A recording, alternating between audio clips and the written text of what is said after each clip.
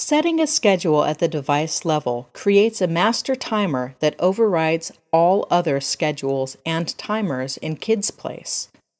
If I set the device daily limit at 15 minutes, that sets the daily limit to 15 minutes for all categories and apps.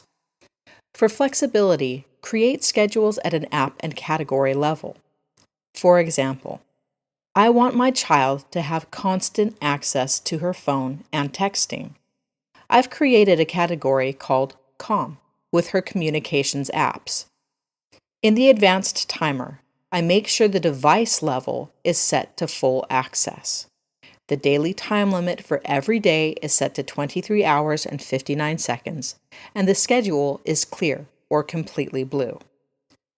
With the device timer clear, I can set the comms category to full access. Select Menu. Select the COM category tab. Make sure the daily time limit is set to 23 hours and 59 seconds. Clear the schedule by selecting Options. Select Clear All. With the daily timer and schedule completely open, my child now has 24-hour access to calls and texts. The last step is to enable phone calls. Enter Settings.